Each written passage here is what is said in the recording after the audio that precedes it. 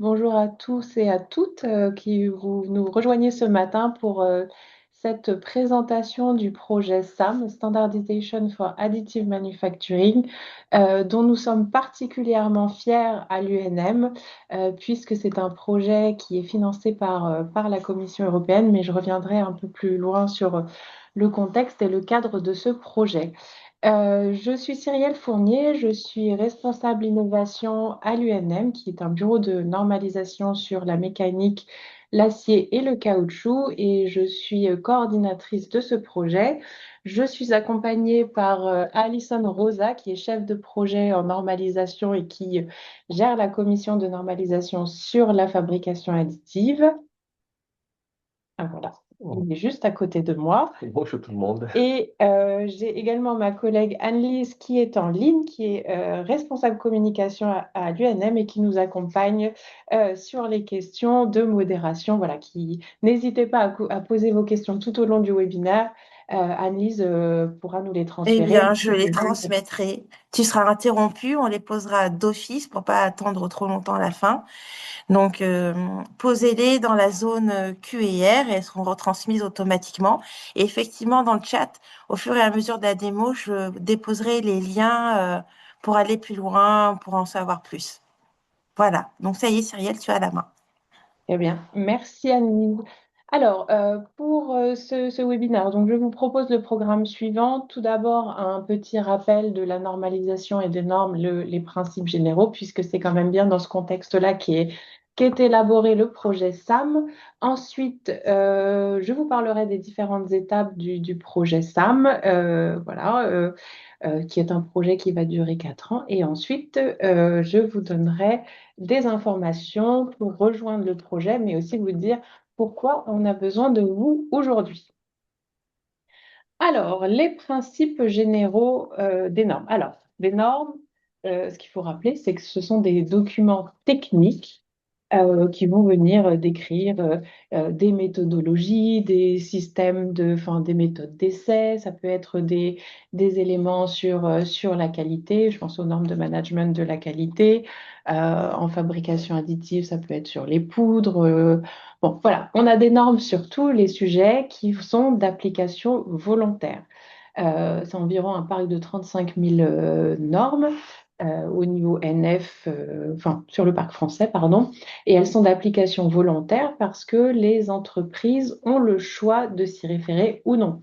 Et ce qu'il faut garder en tête, c'est que ce sont bien souvent les entreprises qui viennent et qui proposent un nouveau sujet en normalisation.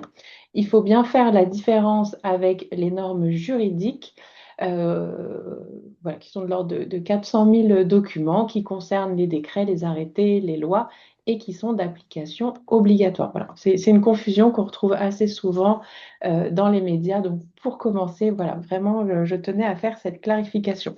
Je crois qu'on avait une question, il m'a semblé voir une question dans le chat.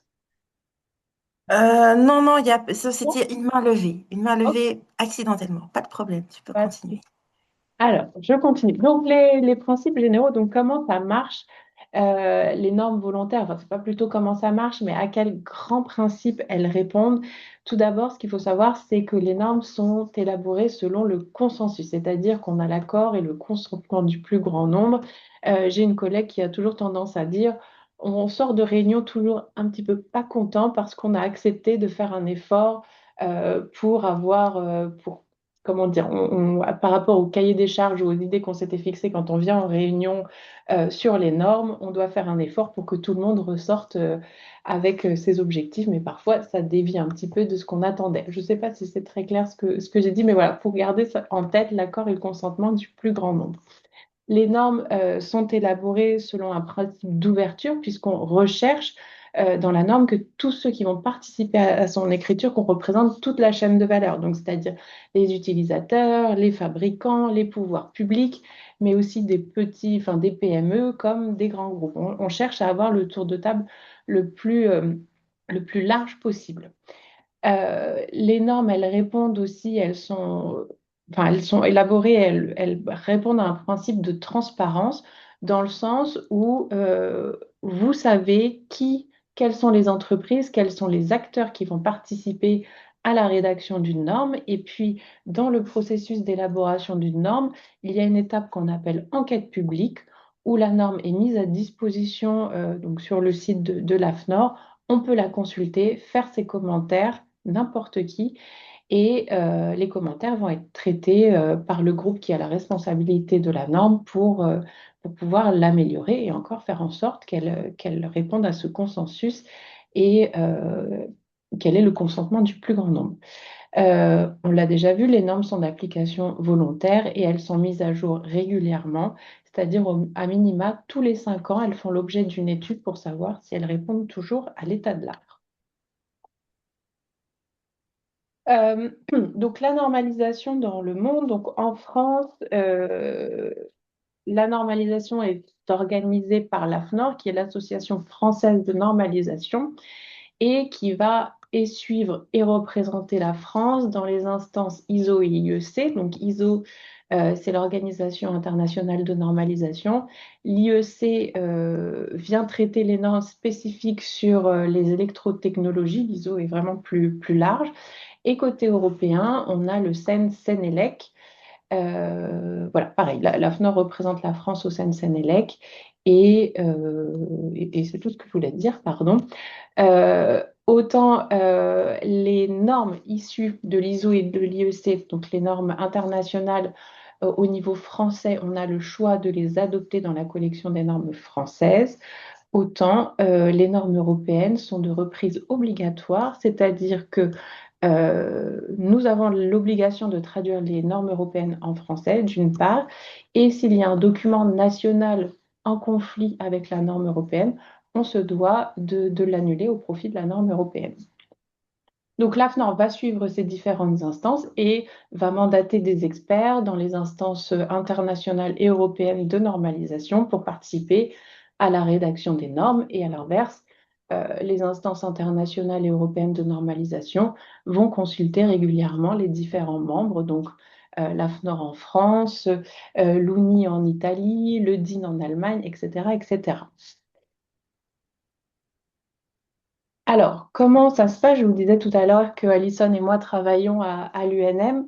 Donc, ce qu'il faut savoir, c'est que la normalisation, elle est régie par un décret, donc le décret de 2009, pardon. Et ce qu'il faut retenir aussi, c'est que donc l'AFNOR agit en tant que coordinateur d'un ensemble de bureaux de normalisation.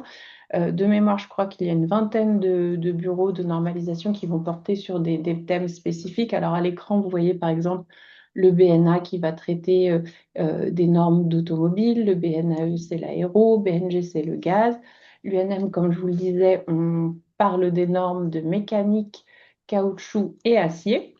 Donc l'AFNOR coordonne l'activité des bureaux de normalisation, mais agit aussi comme bureau de normalisation en gérant un ensemble de commissions de normalisation sur des thèmes bien précis.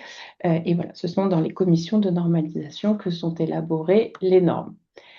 Euh, voilà, donc à l'UNM, donc je rappelais les différents thèmes qui sont traités par l'UNM. C'est environ 115 commissions de normalisation qui sont gérées par l'UNM, dont la commission de normalisation sur la fabrication additive, qui s'appelle l'UNM 920, mais on en parlera un petit peu plus tard. Pour terminer sur cette présentation très générale des principes de la normalisation. Voilà, ce qu'il faut retenir, c'est que la normalisation, c'est un outil de soft power stratégique. Alors, pour quelles raisons? Tout d'abord, quand vous faites partie de commissions de normalisation ou quand vous prenez part à la rédaction de normes, bah, vous rencontrez tout un réseau de concurrents ou de potentiels clients. Et j'ai l'exemple de plusieurs experts qui disent en général, les semaines de réunion de normalisation en Europe ou à l'international, je passe des contrats pendant les pauses café. Voilà, donc c'est vraiment un moyen de rencontrer des réseaux, de créer des partenariats. C'est aussi un outil d'influence dans le sens où bah, vous pouvez proposer de développer des nouveaux projets de normes, donner votre avis et défendre les positions de votre entreprise dans les normes internationales de demain. C'est aussi un moyen d'anticipation, puisqu'évidemment, en participant aux commissions de normalisation, bah, vous pouvez suivre les normes. Vous savez celles qui seront en développement et celles qui seront publiées et mises en application dans 3 ans. Donc, ça vous permet d'adapter vos process et produits en amont. C'est un moyen aussi d'innover, alors dans le sens où voilà, les normes, elles permettent aussi de transférer les innovations ou de détecter les nouvelles technologies. Donc voilà, vous observez les tendances du marché et ce qui va évoluer demain. Voilà, sur la veille facilitée, je vois cet onglet, ça rejoint aussi cette question de l'anticipation. Voilà, déjà vous savez les tendances, vous savez quelles seront les normes de demain, mais aussi vous avez accès aux projets de normes, à leur écriture, enfin voilà, vous avez accès à toute cette documentation, aussi bien les normes publiées que celles qui sont en cours de développement. Donc voilà ce que je voulais vous présenter pour les principes généraux de normalisation, puisque encore une fois, le projet SAM a vocation à développer un ensemble de normes pour la fabrication additive. Mais on va passer directement à la présentation du projet SAM. Je ne sais pas, Annelise, si on a des questions ou des mains levées dans le chat. Tout est clair pour l'instant. Claire, Tu peux ok, avancer. très bien. Alors, avant de vous donner exactement enfin de vous présenter le contenu et les différentes étapes du projet SAM, quelques éléments de contexte. Donc, aujourd'hui, la fabrication additive, c'est une technologie qui est mature pour l'industrie. Et donc, ça signifie qu'il y a des besoins en normalisation. Enfin, on a des besoins de faire des normes pour accompagner cette technologie. Alors, pourquoi? Bah, tout d'abord, ça va être pour évaluer la conformité des pièces fabriquées de manière additive. On a besoin de procédures de qualification, on a besoin de moyens de savoir comment on va détecter, enfin déjà, à partir de quel moment on détermine que des défauts, des imperfections sont critiques ou non, quels sont les meilleurs moyens de les détecter. On a aussi besoin de cadrer l'utilisation des matériaux ou des procédés. Vraiment pour pouvoir avoir un cadre solide pour continuer à développer cette technologie. Après, donc ça va être plus sur les aspects généraux, mais on a aussi des exigences qui vont être spécifiques au secteur. On travaille notamment sur les normes actuelles pour le domaine aéronautique, le domaine de l'énergie, de la construction, le médical. Je crois que c'est à peu près les thèmes principaux. Et aussi, ce qu'il ne faut pas, enfin, c'est un élément important, mais qui n'est peut-être pas forcément directement une demande de l'industrie, mais ça fait partie de la fabrication additive, pardon, et addictive, oui, des objectifs et des politiques européennes, dans le sens où créer des normes, enfin, accompagner cette technologie par les normes, c'est une demande, c'est inscrit au journal, pardon, au programme de l'Union européenne, vraiment le programme de normalisation. Et je reviens un peu en arrière. Il y a 3 ans, il y a eu au niveau de la Commission européenne un groupe de travail qui a été créé, enfin, qui fait partie des relations Europe-États-Unis et qui voulait vraiment savoir comment fonctionnait la normalisation de la fabrication additive, puisqu'il y a un partenariat qui existe entre l'instance internationale ISO dont on a parlé tout à l'heure et l'ASTM. Mais j'y reviendrai. Donc, vraiment, la normalisation de la fabrication additive, elle est au cœur des échanges et des politiques européennes. Alors, j'en ai parlé un petit peu, mais aujourd'hui, quels sont les enjeux pour la normalisation de la fabrication additive? Tout d'abord, la fabrication additive est une technologie qui se développe très vite et mature pour l'industrie. Donc, ça veut dire qu'on a besoin d'avoir des cadres pour pouvoir continuer à avancer et développer cette technologie. Et donc, voilà, les normes, elles doivent guider et accompagner l'innovation, éviter de répéter des erreurs, cadrer. Enfin, voilà, je l'ai dit. Ensuite, on a vraiment un besoin d'avoir des normes qui sont internationalement reconnues pour pouvoir faciliter les échanges au niveau international. Et donc, évidemment, avoir des normes internationales, ça permet de favoriser la confiance, l'interopérabilité et l'adoption industrielle. Je fais un focus un peu plus particulier sur les objectifs euh, du Comité européen de normalisation sur la fabrication additive. Donc, il y a un petit numéro qui s'appelle le Comité technique 438. Donc, aujourd'hui, on a une coopération qui existe entre la STM, qui est un organisme qui est un organisme international de normalisation piloté par les États-Unis, l'ISO, qui est un organisme international de normalisation, et le CEN, qui est l'organisme européen. Donc aujourd'hui, on voit que le nombre de... Enfin, cet accord de coopération a été créé en 2011, mais ce qu'on observe depuis quelques années, c'est que l'ASTM développe de plus en plus de normes au logo ASTM uniquement.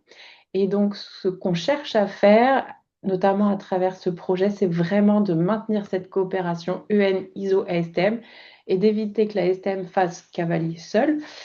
Pourquoi? Parce que déjà, on ne veut pas se voir imposer des normes ASTM dont la transparence n'est pas celle des normes NFEN-ISO. On n'a pas d'étape d'enquête publique où on peut voir les normes, les commenter, voilà, et les influencer.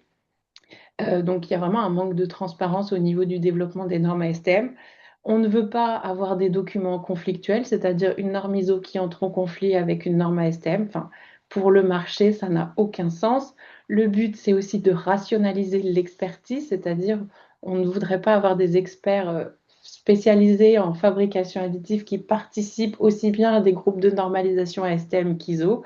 Enfin, voilà, pour toutes ces raisons, on cherche à vraiment maintenir cette coopération pour faciliter l'utilisation des normes, leur application, pas qu'elles soient partielles en disant j'applique un bout de telle norme ISO, j'applique un bout de telle norme ASTM. Et donc, c'est vraiment, ça fait partie des enjeux de ce projet. Un autre enjeu pour l'Europe, justement, dans le cadre de cet accord de coopération, c'est de pouvoir refléter le savoir-faire européen dans les normes EN, ISO, ASTM.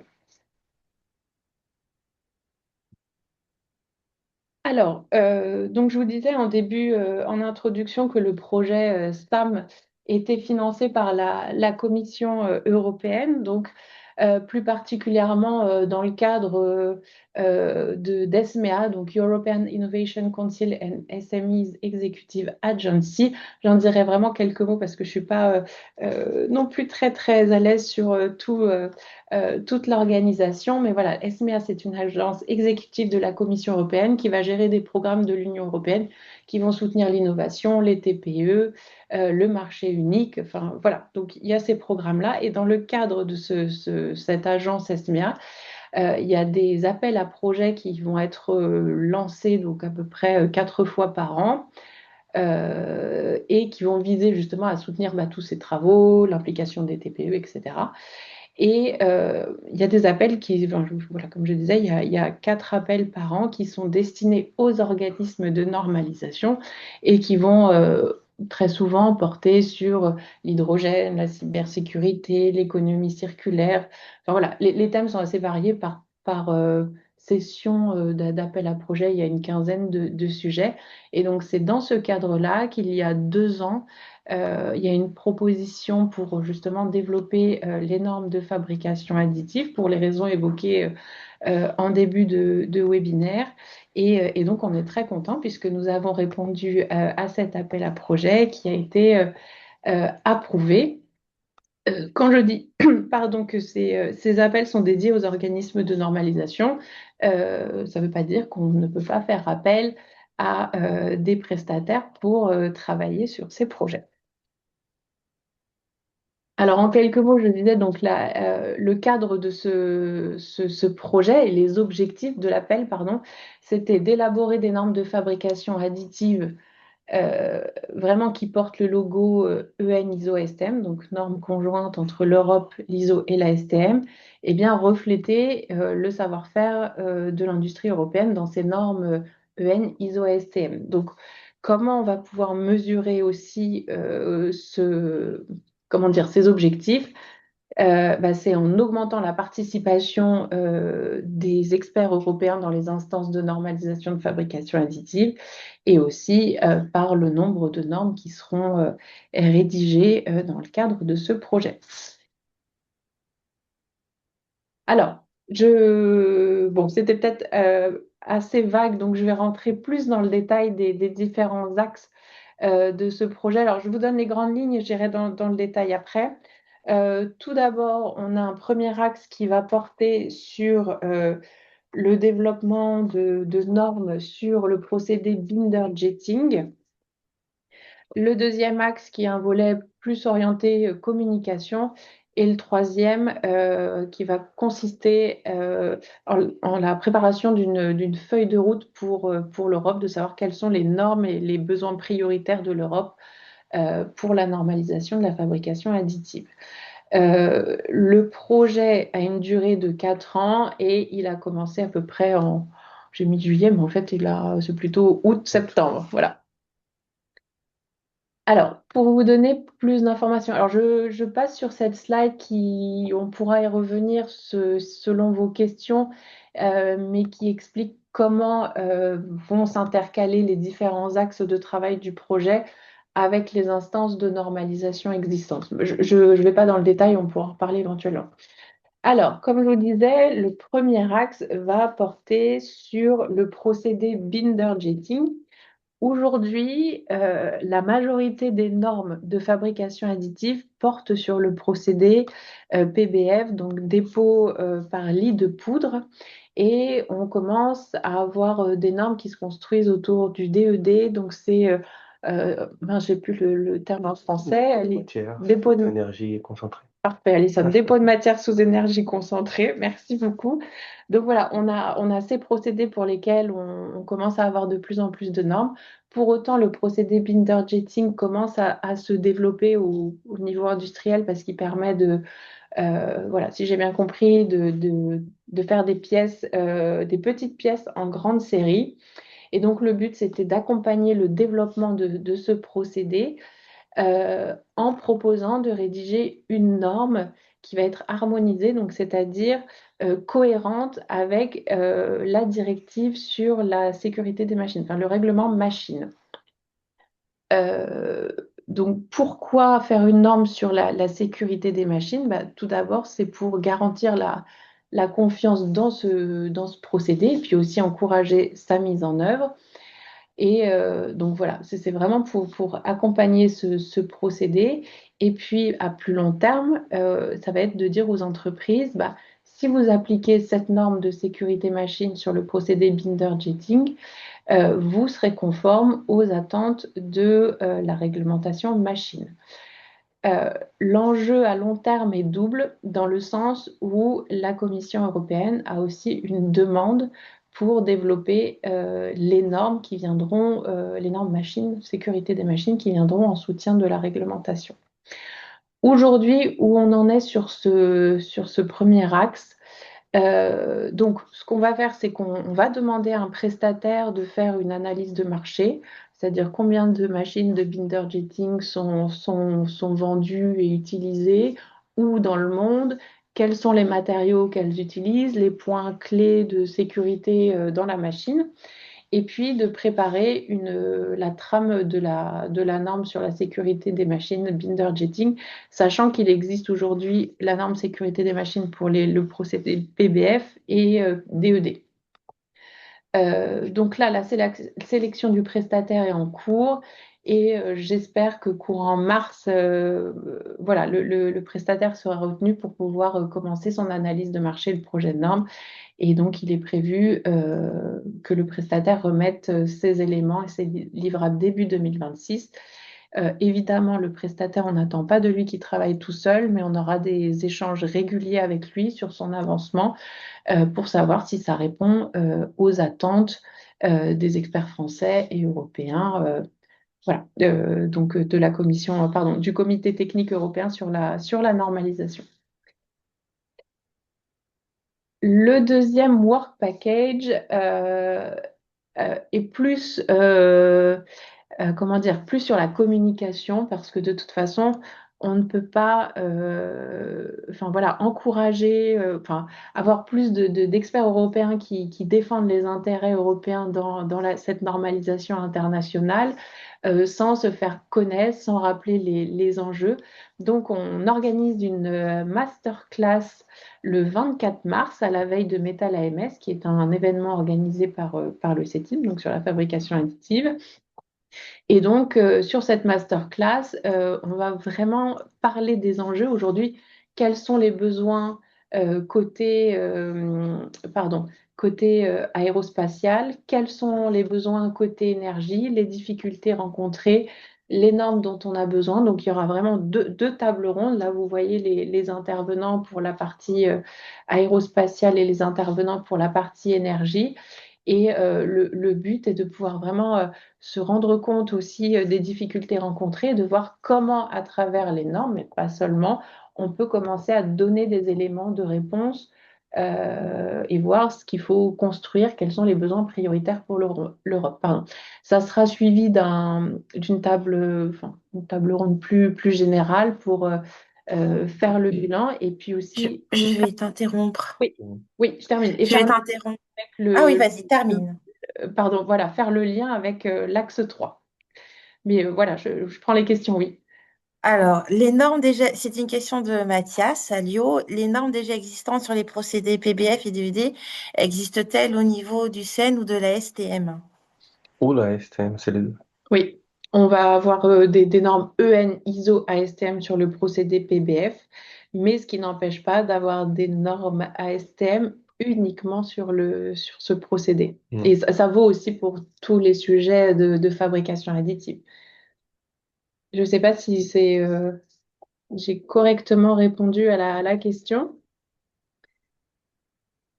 Oui, oui, ben, On va lui laisser le temps de répondre ou de réagir. Tu peux continuer. oui. Mais vraiment, non, non, il existe aussi bien des normes ASTM seules que des normes NF, EN, ISO, ASTM sur les procédés PBF et DLD. Ouais. Euh, ouais, il y a une autre question. Hop, il est satisfait de la réponse. Tu peux continuer. Très bien, merci beaucoup. Donc voilà, cette masterclass, elle est le 24 mars. Vous avez encore le temps de vous inscrire. On a déjà un nombre de participants. Enfin, on est très heureux.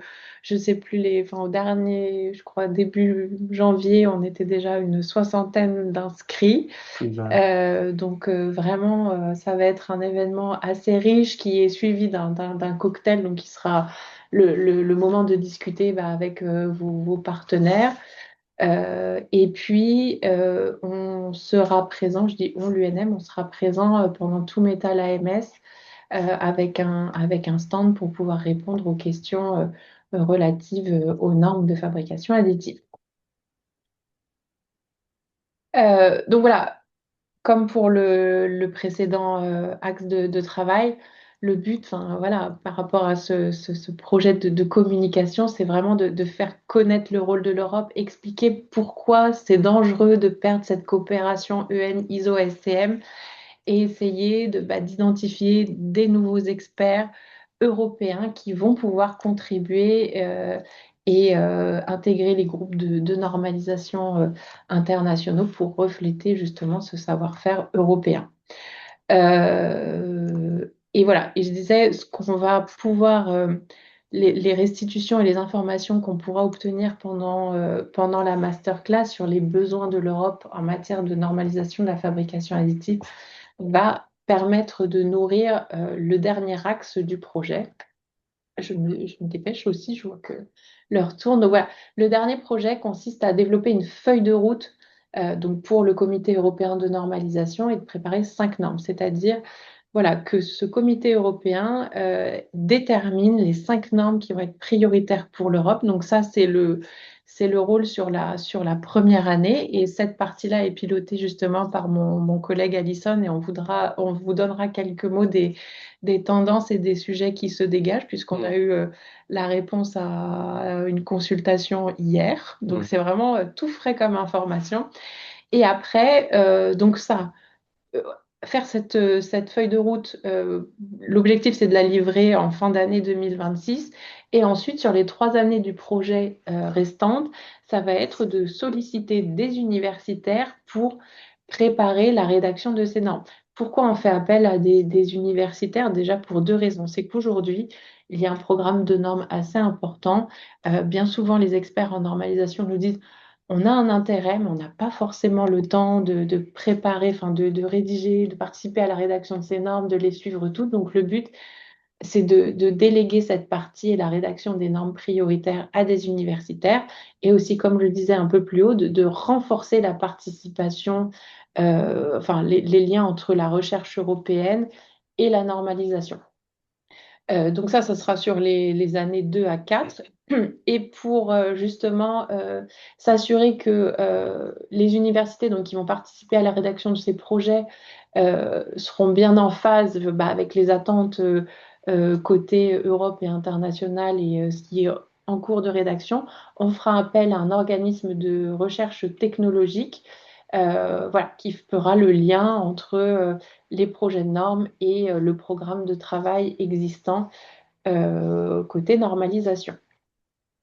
Donc voilà, j'en ai un petit peu parlé, mais voilà, sur la première année, identifier les normes prioritaires, proposer un ensemble de nouvelles normes à moyen terme, et puis ensuite renforcer toujours dans cette idée. Le but, c'est même si on commence à construire au niveau européen, l'objectif, c'est d'aller faire des normes EN ISO ASTM, mais vraiment de bien consolider une position européenne avant de passer au niveau international.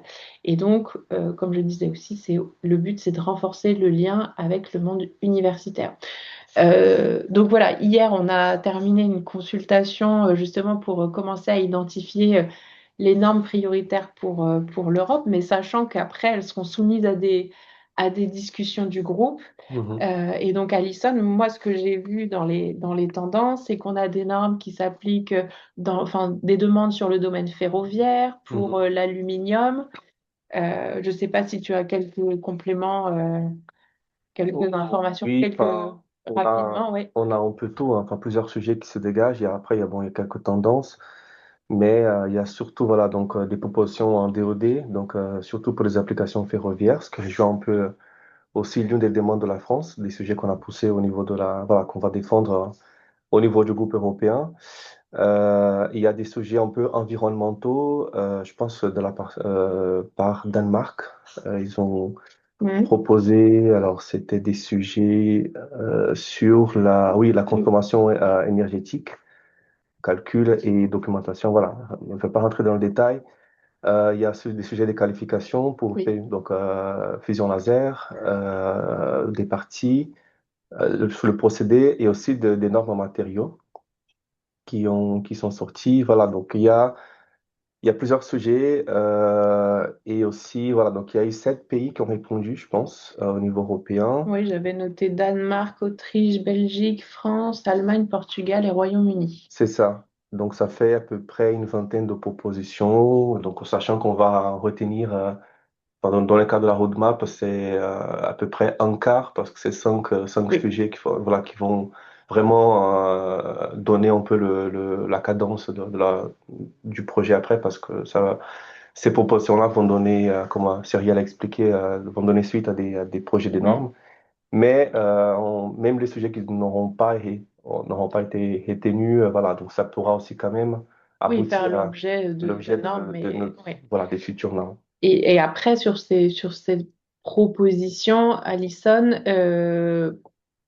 comment dire, on va aussi, enfin, justement, le groupe qui va arbitrer, justement, et identifier les 5 normes, enfin, prioritaires, s'assurera que par rapport aux propositions, on a assez de maturité technologique pour C'est ça. pouvoir les faire. Enfin, voilà, le but, c'est pas non plus de faire un projet de norme pour lequel on va être à une échelle TRL, là, enfin, au niveau de l'innovation, à 1 ou 2. Enfin, donc vraiment, c'est de pouvoir voir ce qui est prioritaire, mais en même temps, ce qu'on Voilà, peut développer au c'est niveau ça.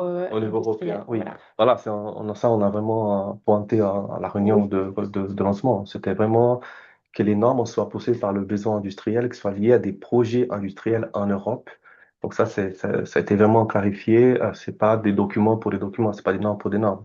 Oui, Donc là, parmi les propositions, on va voir au niveau des priorités et d'urgence, qu'est-ce qui le groupe approuve comme voilà, voilà, pour donner suite ensuite, enfin pour donner suite à la roadmap. J'ai oublié juste de vous dire qu'il y a aussi, alors, on parle de fabrication additive, normalement, on pense toujours au métal, mais il y a aussi des propositions sur les polymères. Donc voilà, on a réussi aussi des propositions côté matériaux polymères. Et côté de la France, alors, juste pour dire deux, trois mots, la France, donc nous, au niveau de la commission, on a proposé trois sujets.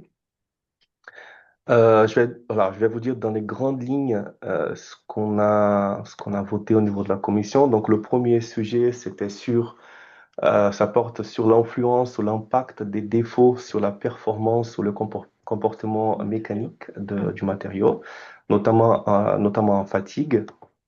Le deuxième sujet, c'est sur donc une méthodologie standardisée d'obtention des paramétries ou les indicateurs KPI en fabrication additive et comment les transférer, donc les transposer d'une machine à une autre. Voilà. Donc ça, c'est le deuxième sujet. Et le troisième, justement, ce qui rejoint le côté railway, donc les applications ferroviaires, c'est sur le DoD. Donc c'est une méthodologie de fabrication pour la fabrication des pièces par DoD et surtout donc avec un focus sur la réparabilité et l'ajout de fonctions.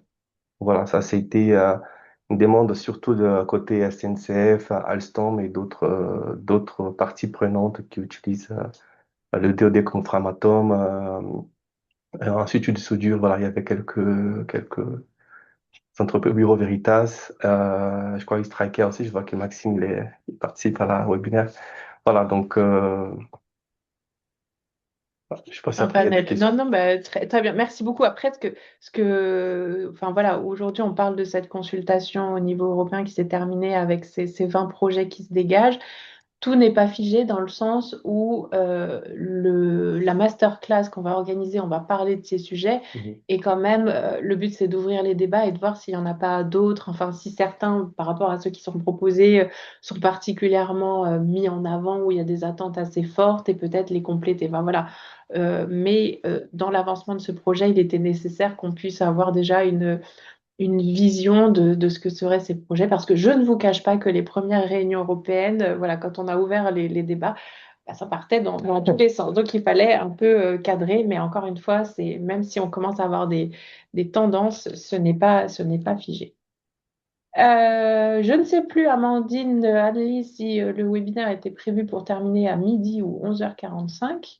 On avait dit 11h45. Officiellement, c'est midi, mais on s'est dit qu'on pouvait tenir en 45 minutes pour libérer les personnes plus tôt. Très bien. Bah, je pense que 45 c'est OK, mais si on veut se laisser le temps de question. Il n'y a pas de problème.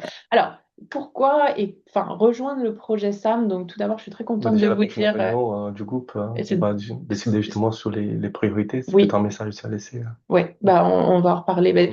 déjà, sachez que enfin, c'est tout frais de ce matin. On a une page SAM sur le site UNM, et donc vous pourrez voir un peu bah, les différentes, ce dont on a parlé, donc les différentes phases du projet.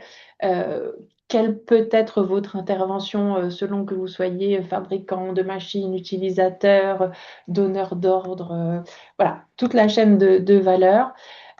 Donc aujourd'hui, sur les moments forts et vraiment ce qui va se passer à court terme, c'est donc la masterclass. Je ne peux que vous inviter à rejoindre cette masterclass. L'inscription, elle est gratuite. C'est là où on commencera à vous donner, bah, même parmi les 20 sujets, s'il y en a certains qui ressortent encore plus, les confronter aux attentes de la salle, voir s'il y a d'autres sujets. Voilà, universitaire, industriel, mais même enfin, les grands donneurs d'ordre, toute la chaîne de valeur, on vous invite à nous écrire puisque vous allez pouvoir influencer sur ces 5 futures normes qui seront rédigées dans le cadre de ce projet et qui seront les normes internationales de demain.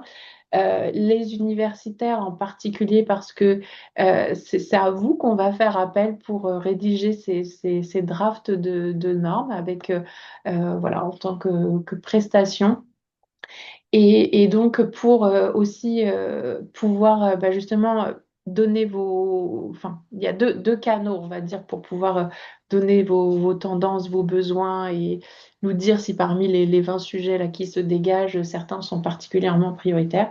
Il y a la masterclass, donc voilà, qui sera sur une journée le 24 mars, enfin une après-midi, mais aussi par le biais de la commission de normalisation UNM 920, puisque c'est quand même dans le cadre de cette commission et dans l'instance européenne de normalisation qu'on suit tous ces travaux et qu'on peut contribuer. Donc, en Je quelques vais mots, t'interrompre. Je oui, vais t'interrompre. tu vois. Jean-Pierre Vesquel nous demande, dans les normes prioritaires, avez-vous pensé aux qualifications des fabricants à l'instar des normes de soudure? Je sais pas si j'ai vu. Alors, nous, on a reçu des qualifications des opérateurs, je pense, Portugal, qui Ouais, travaillent dessus. Donc ça, je pense notamment à la série 4, 50, ASTM 52 926. Donc c'est la qualification des opérateurs, si je ne me trompe pas, par procédé, PBF, LB, etc. Et je pense que là, Portugal, justement, ils ont proposé une autre norme ouais, je sur la vois. qualification. Voilà, je vais Je vais regarder. regarder dans mon document aussi. Ah, mais j'arrive plus à voir. Attendez, parce que entre les différents onglets, les modules qui s'ouvrent sur les questions. Portugal, Portugal. Ah non, pardon, c'est pas Portugal, c'est le Royaume-Uni. Qualification de personnel d'inspection pour les pièces métalliques, la production de pièces de métal. Mais attends, je crois que le Portugal avait fait une proposition sur les...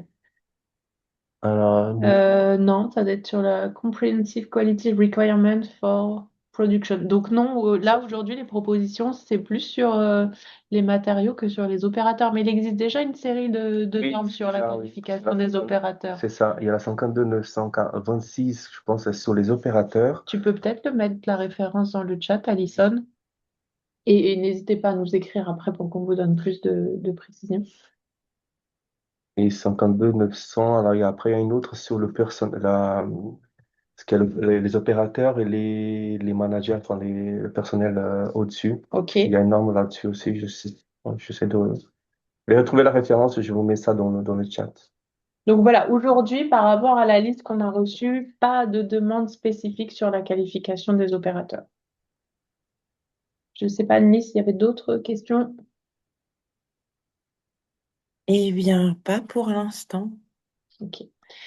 Donc, comme je vous disais, voilà, aussi pour rejoindre ce projet, il y a la masterclass, il y aura la possibilité d'être prestataire pour ce projet, mais enfin voilà, dites-le nous si vous avez un intérêt, enfin voilà, qu'on soit en contact, qu'on prenne vos coordonnées et enfin, transite aussi par la commission de normalisation fabrication additive, donc qui va suivre l'ensemble des normes EN, ISO, ASTM, enfin celles qui sont dans le cadre du partenariat, pas les normes ASTM uniquement, même si on essaye de faire la meilleure veille possible sur ces normes-là. Vous avez à l'écran, pas tous, mais en tout cas les partenaires et les membres de cette commission de normalisation. En rejoignant la commission, vous aurez la possibilité de participer à ce groupe de travail européen qui indique les tendances et quels vont être les besoins de l'Europe, justement, d'influencer le choix de ces normes. Et puis après, voilà, parmi les sujets phares de la commission de normalisation UNM 920, euh, plusieurs thèmes, les appareils à pression, donc qui est la préparation d'une norme harmonisée avec la PED, les méthodes d'essai, les aspects hygiène, sécurité, environnement, la sécurité des machines. Il y a un très gros travail aussi sur les matériaux métalliques. Mhm. Et voilà, tout ça, c'est des sujets particulièrement forts et importants on va dire, les représentants français. Et ce sont des groupes internationaux dans lesquels les experts français et l'UNM sont particulièrement investis, voire ont la gestion de ces groupes. Voilà, il me semble, voilà, j'arrive à ma dernière slide. Donc, En tout cas, enfin, Alison, Annelise et moi, on reste à votre disposition pour toute question. Vraiment, venez, on a besoin de vous, on a besoin de renforcer cette participation européenne. Venez nous dire quelles sont les normes importantes pour vous. Aujourd'hui, on est quand même très à l'écoute et on ne peut pas les deviner si vous ne nous le dites pas. Et je pense qu'on peut quand même prendre 5 minutes pour répondre à d'éventuelles questions si tu envoies dans le chat, Annelise. Non, il n'y en a pas. Peut-être que on peut, pour marquer les esprits avant de se quitter, je pourrais peut-être ajouter que aujourd'hui, Cyrielle, Alison et toute l'équipe derrière Sam est là pour Mhm. recueillir, et Manon, oui. Et alors je reprends. Et Cyrielle, Amandine. Alison, Manon, Amandine Et toi. sont là et sont là pour recueillir tout. Cyrielle disait les projets de normes, mais peut-être que c'est encore un peu nébuleux pour vous, qu'on se dit pas, ah oui, j'ai une idée de normes comme ça du jour au lendemain. Donc, pour vous simplifier les choses, dites-vous que l'équipe veut recueillir ce qui est important pour vous et qui doit apparaître dans une norme ou faire l'objet d'une norme. Dites-nous ce qui est important pour vous, ce qui est primordial pour le développement de votre business. Et peut-être en nous remontant cette information, on pourra tirer la bobine jusqu'à un projet de norme. Mais voilà, la meilleure façon de participer, c'est de dire ce qui est important pour vous, où est votre intérêt.